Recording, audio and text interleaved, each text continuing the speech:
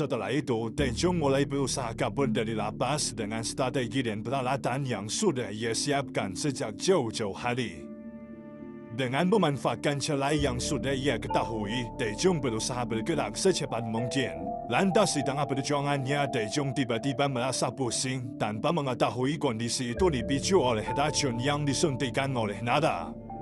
Usai melalui berbagai hambatan, Taejong pun berhasil memasuki kantor yang mengurus kunjungan keluarga Napi.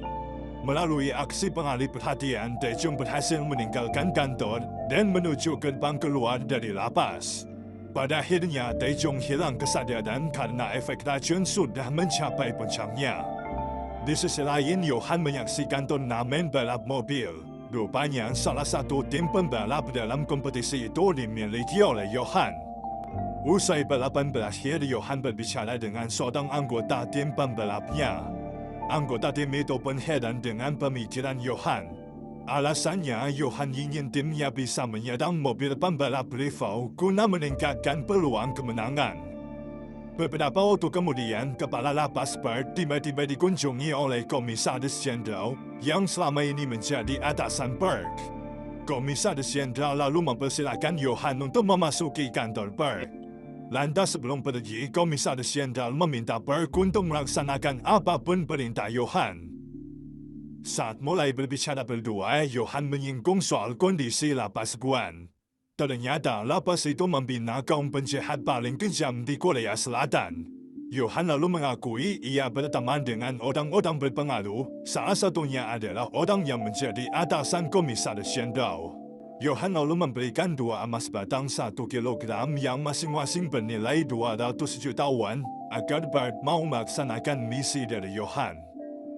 Berg lalu akan mendapatkan 5 emas batang yang sama jika ia berhasil melaksanakan misi. Rupanya misinya adalah mengumpulkan 12 napi yang memenuhi syarat di dokumen, lalu 12 napi itu akan dikirim ke lokasi pilihan Johan. Berg juga boleh mengirim napi yang tidak ia sukai asalkan masih memenuhi syarat. Berg akhirnya berjanji akan mensukseskan misi itu. Sementara itu, Taejong terbangun di klinik lapas. Menurut hasil pemeriksaan dokter, tubuh Taejong terkena racun tikus. Selain karena cepat ditangani, nyawa Taejong bisa terselamatkan berkat suplemen vitamin K3 yang diberikan oleh No saat berkunjung pada tempoh hari. Tak lama kemudian, Hwan menjenguk Taejong. Melalui penyelidikannya, Hwan bisa mengetahui aksi Taejong yang berusaha melarikan diri dari lapas. Insiden racun tikus juga menyadarkan Hwan bahwa ada pihak yang ingin menyakiti Taejong. Kini Hwan akan mengawasi Taejong lebih ketat agar ia bisa melindunginya sekaligus mencegahnya kabur lagi. Seiring berjalannya waktu, Berg mengeluarkan Doksu dari sel isolasi untuk mempertahankan kerjasama mereka. Lantas sebelum pergi, Berg meminta Doksu untuk tidak membuat keributan. Bagaimanapun Doksu mengabaikan permintaan itu karena ia sangat ingin balas dendam pada Taejong. Selama beberapa menit, Taejong bertarung melawan geng Doksu di dalam klinik. Melalui serangan gengnya, Doksu ingin menghukum Taejong karena sudah membuatnya dikurung di sel isolasi.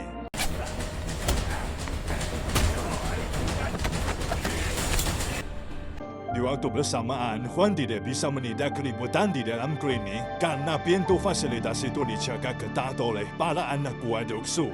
Usai mengalahkan semua lawannya, Taejong terlibat duel maut dengan Doksu.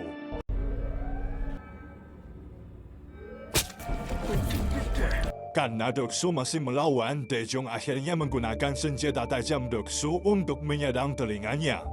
Kejadian ini pun diketahui oleh Hwan dan tim tangkap darurat yang baru tiba di lokasi dan berhasil memulihkan ketertiban. Akibat perbuatannya terhadap Doksu, Taejong dijebloskan ke sel isolasi.